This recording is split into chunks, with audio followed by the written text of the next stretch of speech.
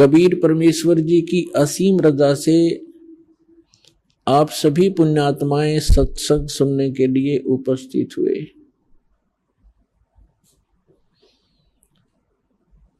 प्रथम तो इस प्राणी को मानव शरीर मिलना सुदुर्लभ है। मानव शरीर प्राप्त प्राणी एक बहुत ही पुण्यकर्मी प्राणी होता है और मानव शरीर दो प्रकार से प्राप्त होता है। एक तो विधान है परमात्मा का कि प्रत्येक जीव को एक टर्न वाइज कर्मानुसार, यानी एक साइक्लोन बना रखा परमात्मा ने, एक चक्कर बना रखा है कि कैसा ही भी प्राणी क्यों ना हो, 84 लाख प्रकार के प्राणियों के शरीरों में अनेकों यातनाएं भोगने के उपरांत एक मानव शरीर अवश्य प्राप्त होता है।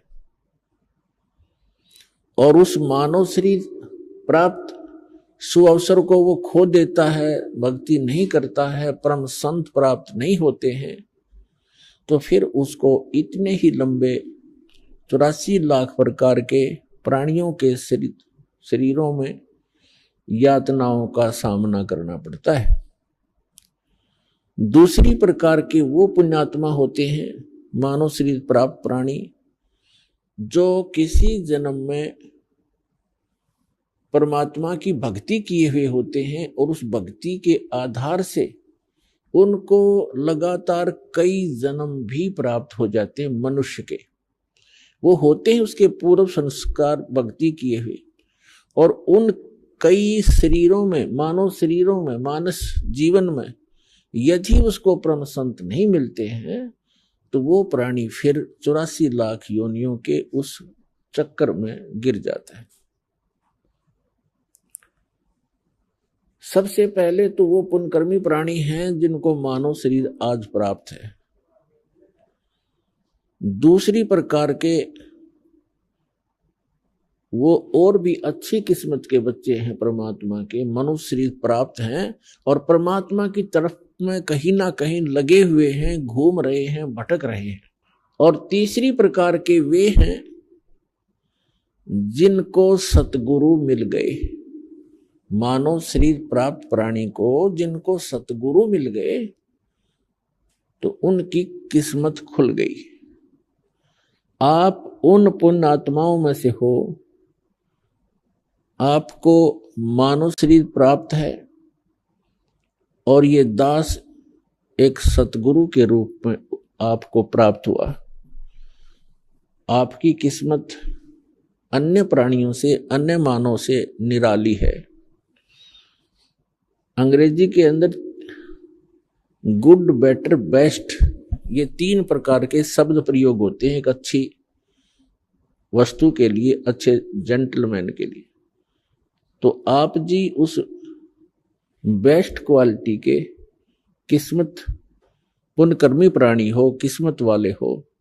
आप जी को यथार्थ भक्ति मिली और सत्य साधना, सत्य ज्ञान और वो सत्य साहेब यानी अविनाशी परमात्मा, ये तीनों वस्तुएं, तीनों पदार्थ आपको सहज में प्राप्त हुए।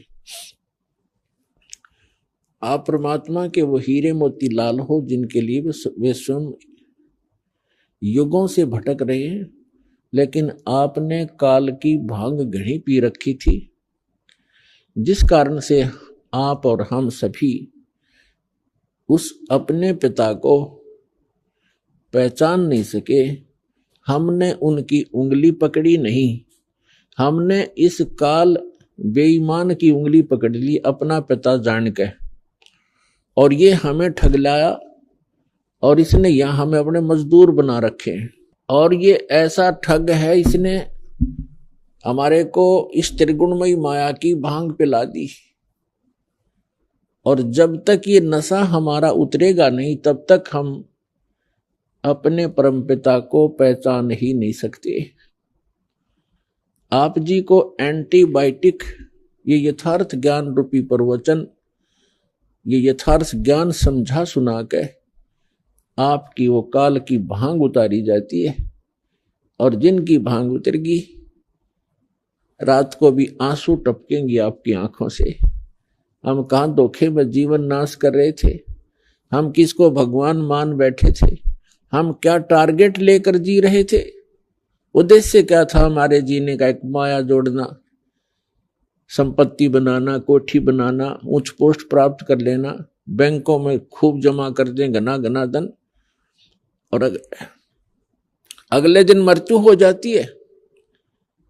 वो जोड़ा जाड़ा यहां रह जाता है, और उस जोड़ने में, धन इकट्ठा करने में जितने पाप इकट्ठे किए थे वो साथ लद कर चला जाता है, और 84 लाख योनियों के अंदर कष्ट पे कष्ट उठाता है।